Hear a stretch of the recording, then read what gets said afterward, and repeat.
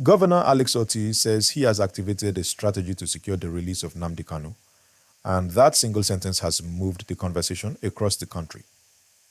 Picture this: a state chief executive standing in front of his people, promising to take steps that could change the direction of a long, tense story. People lean in because this is about justice, identity, and a future that matters to many families in the Southeast.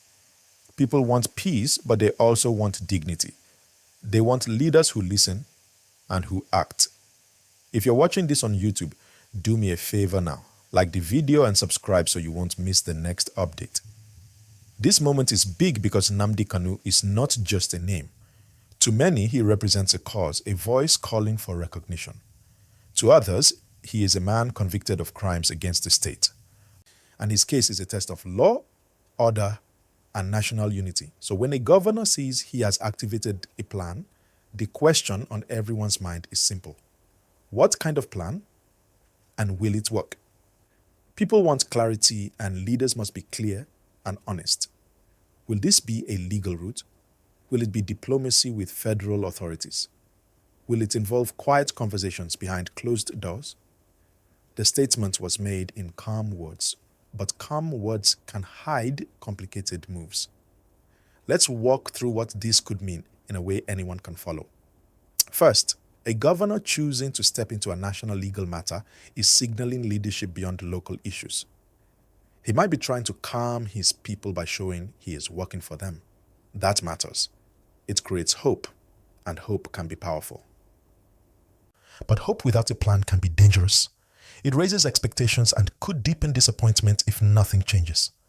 That's why the next steps are so important. People will watch what happens next. Meetings, letters, legal filings, or official talks. They will expect progress and they will measure it against their trust in the governor. Think about the balance the governor must manage. He needs to show strength to his supporters while respecting national laws and institutions.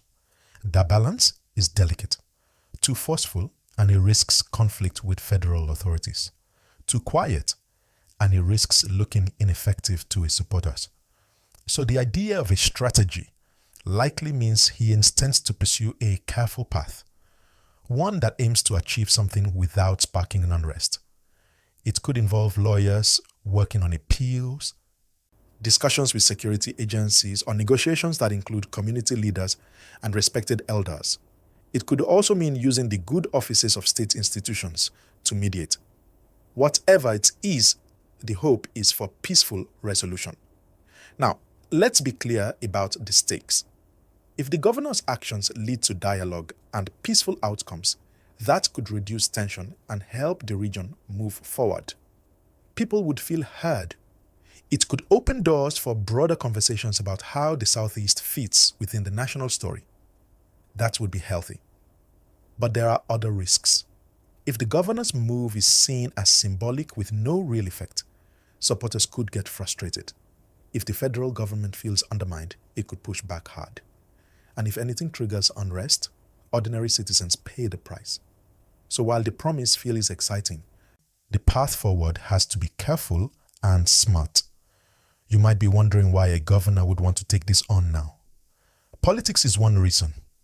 Leaders often respond to the mood of their people. If a sizable part of the population feels strongly about a case, a leader who engages can gain political capital.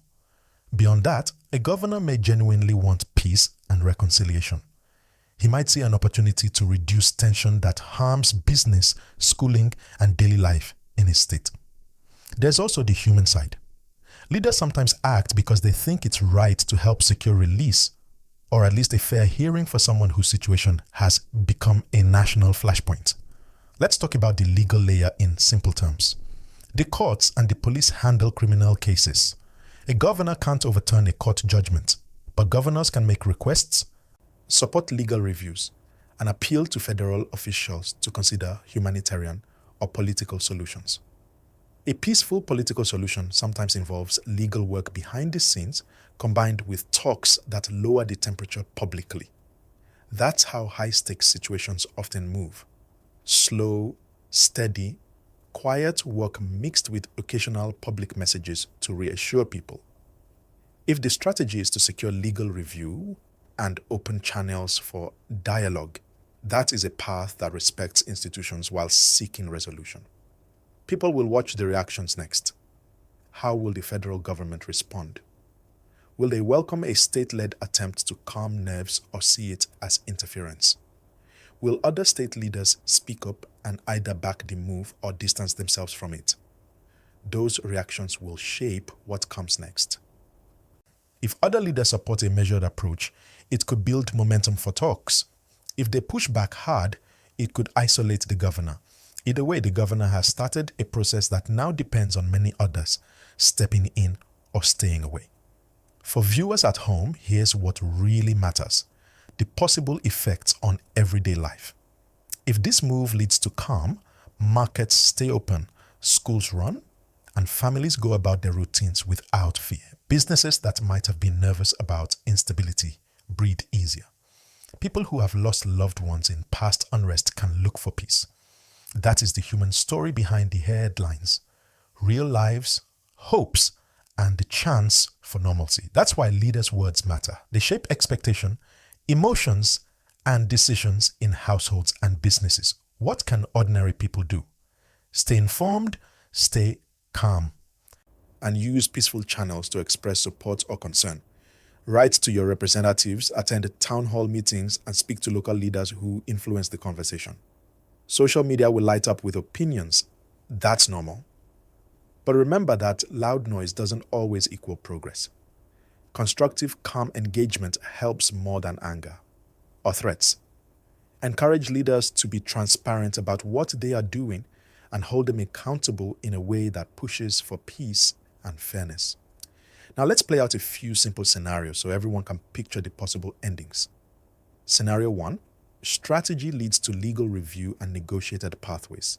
This opens space for dialogue and Kanu's supporters feel heard. Tension eases and leaders use the moment to talk about long-term solutions for grievances. Scenario 2, the strategy fails to gain federal cooperation and becomes a symbolic gesture. This raises disappointment and may drive sharper public protests. Scenario 3, missteps cause a security clampdown or reactive measures. That would make daily life harder and could damage trust between citizens and government. The best result is the first one. The worst is the third. The middle one leaves questions and anger. So where should the tension go next? To the details.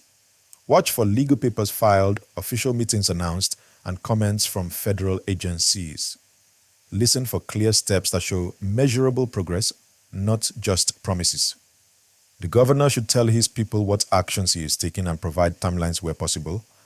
That releases pressure and reduces rumors. Transparency is the best medicine for public anxiety. I want to give you a few ways to think about leadership through this. Good leadership requires humility and patience. It requires talking with people who see things differently and finding ways to reduce harm. It requires being honest about what a single leader can and cannot do. If the governor can marry boldness with a respect for institutions, that gives him the best chance of delivering a constructive result. If he leans only on rhetoric, the risk is high. Now, for the part where I want you to speak up, this is YouTube after all. Tell me in the comments what you think the governor should do first. Should he push for a legal appeal? Should he call for national dialogue about unresolved grievances? Or should he focus on building local peace initiatives first? Which of those choices would give you hope? Your voice matters, and I'll read some of the best comments in the next video. Also, like the video and subscribe so you won't miss the follow-up. It helps the channel and keeps you in the loop.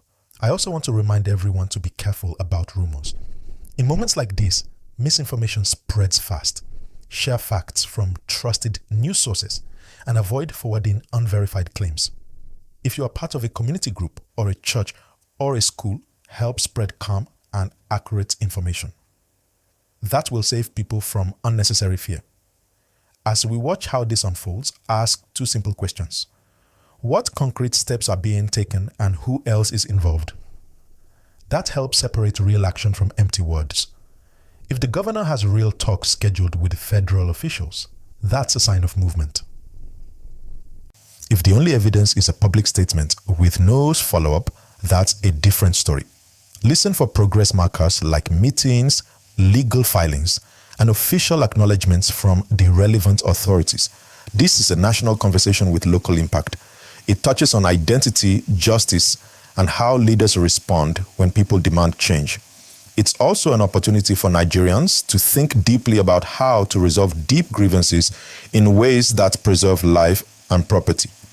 The best outcomes come when leaders choose negotiation over confrontation and rule of law over chaos. So we watch, we hold leaders accountable, and we push for fairness and safety.